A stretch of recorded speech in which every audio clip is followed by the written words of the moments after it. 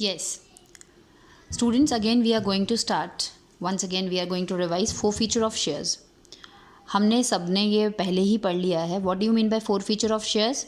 Four feature is shares shareholder जब भी कोई अमाउंट जब उससे डिमांड किया जाता है and if you fail to pay that amount on time, company has a right to forfeit his shares. उसके शेयर्स को जब्त करने का राइट कंपनी के पास होता है.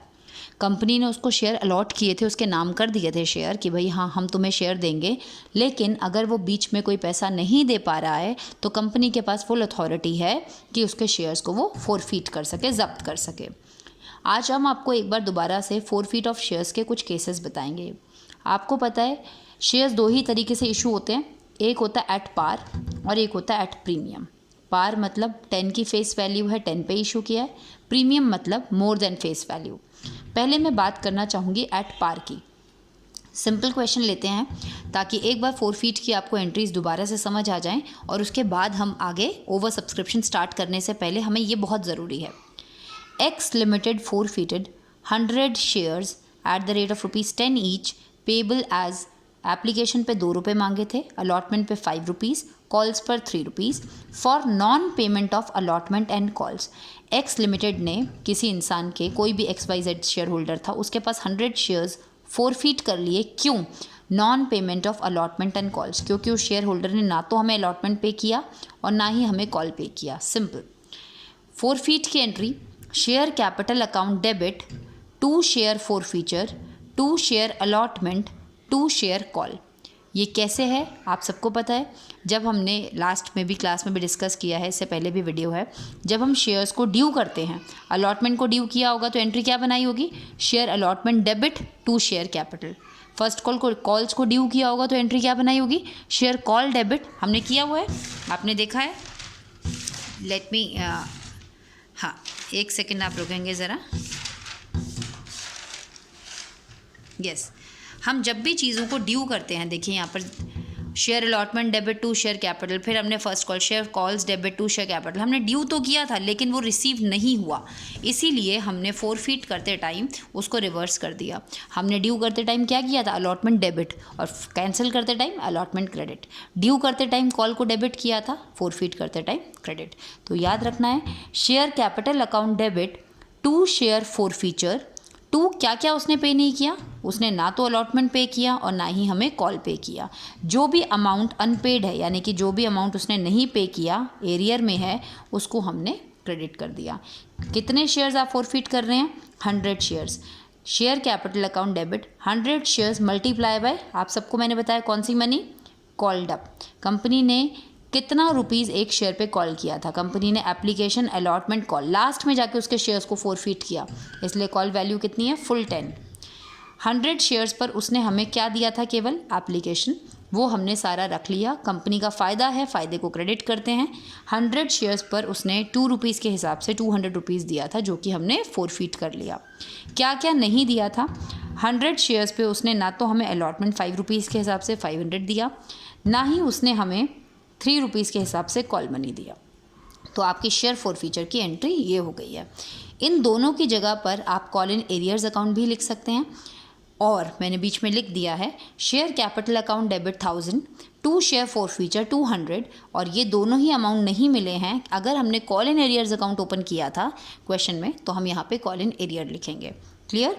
इसी तरह क्वेश्चन में अगर प्रीमियम दिया है, यानी कि अगर क्वेश्चन में 10 रुपये से ज़्यादा पर इशू, फेस वैल्यू से ज़्यादा पर इशू है, तो प्रीमियम है. प्रीमियम में 2 बातें हो सकती है. जिसके शेयर आप फोरफीट कर रहे हैं, या तो उसने प्रीमियम दे दिया होगा, यानी कि premium is receive by that person, company को उस आदमी से प्रीमियम मिल चुका होगा, या फिर प्रीमियम नहीं मिला होगा. तो देखते हैं क्वेश्चन. अगेन सेम क्वेश्चन मैं ले रही हूँ. 100 शेयर्स कंपनी फोरफीट कर रही है. एक शेयर 10 रुपीज़ का है. एप्लीकेशन पर 2, 5 allotment, 2 rupees first call and 2 rupees final call. इन सबको टोटल करने पर 2 + 5 + 2 + 2 ये बनता है 11. हमारा शेयर की फेस वैल्यू 10 है, यानी कि इस क्वेश्चन में प्रीमियम 1 रुपीज़ का है. For non payment of calls, company उस आदमी के शेयर फोरफीट करिए जिसने केवल कॉल्स का पैसा नहीं दिया. प्रीमियम सबको पता है, अगर क्वेश्चन में मेंशन ना हो तो प्रीमियम किस में छुपा होता है? अलॉटमेंट में, यानी कि जो 1 रुपीज़ प्रीमियम है ये अलॉटमेंट में, अलॉटमेंट 4 की थी, 1 रुपी एक्स्ट्रा देकर वो 5 की हो गई।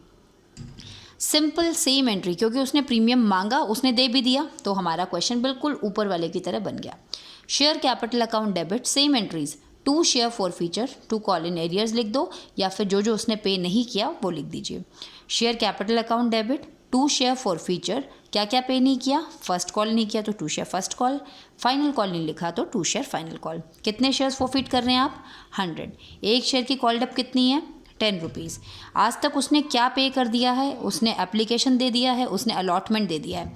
2 और 4, क्योंकि आपको पता है प्रीमियम तो हमारा SPR अकाउंट में बंद है, उसको तो हम नहीं निकाल सकते, तो 4 and 2 is 6 रुपीज़ हमने फॉरफिट कर दिया है। फर्स्ट कॉल कितने की है, 100 × 2 200। फाइनल कॉल कितने की है, 100 × 2 200। तो आपने याद रखना है, अगर उसने प्रीमियम आपको दे दिया है, प्रीमियम SPR अकाउंट में पड़ा हुआ है, that you can not withdraw. तो आपने अगर प्रीमियम दे दिया है तो प्रीमियम क्वेश्चन में कहीं जिक्र नहीं होगा, वो SPR अकाउंट में ही रहेगा। आप फॉरफिट नहीं कर सकते प्रीमियम अमाउंट को। फॉरफिट करते वक्त आप केवल 4 रुपये लेंगे अलॉटमेंट का, और एप्लीकेशन उसने दे दिया था 4 और 2 6 रुपीज़। ठीक है, अब अगर बात करते हैं क्वेश्चन में, अब हम बात थोड़ी घुमाते हैं। अगर उसने अगर उसने एप्लीकेशन दे दिया लेकिन ना तो अलॉटमेंट दिया, ना फर्स्ट कॉल दिया, ना सेकंड कॉल दिया, तब ऐसे केस में क्या होगा, सेम एंट्री रहेगी। शेयर कैपिटल, एंट्रीज तो आपको पता है सेम ही होती हैं। Share capital account debit, 100 shares हम फॉरफिट कर रहे हैं 10 रुपीज़ के हिसाब से 1000 रुपीज़, क्योंकि उसने 4 + 1 प्रीमियम अलॉटमेंट ही नहीं दिया, तो डेफिनेटली प्रीमियम भी नहीं दिया होगा। जब अलॉटमेंट नहीं दिया तो प्रीमियम कहाँ से देगा।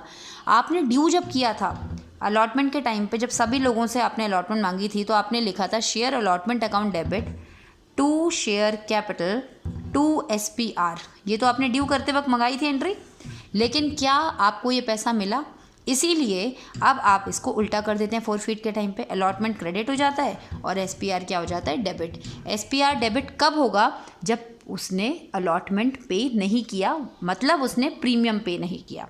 अगर उसने प्रीमियम नहीं पे किया तो प्रीमियम फॉरफिट के टाइम पे डेबिट हो जाएगा। अगर प्रीमियम नहीं पे किया, पॉइंट टू बी नोटेड, तो प्रीमियम फॉरफिट के टाइम पे डेबिट हो जाएगा। तो हमारा ये हुआ। फिर आता है टू शेयर फॉर फीचर। आज तक उसने क्या पे कर दिया, केवल 2 रुपीज़। क्या क्या नहीं पे किया, ना तो अलॉटमेंट पे किया पूरे 5 रुपीज़ का, ना फर्स्ट कॉल पे किया 2 रुपीज़ के हिसाब से, ना सेकंड कॉल पे किया। सिर्फ आज तक उसने हमें क्या पे किया, application. 100 × 5 500, 100 × 2 200, 100 × 2 200। I hope I am clear. This all is for feature, जब प्रीमियम नहीं पे किया और जब प्रीमियम पे कर दिया। You all can note it down in your notebooks, okay.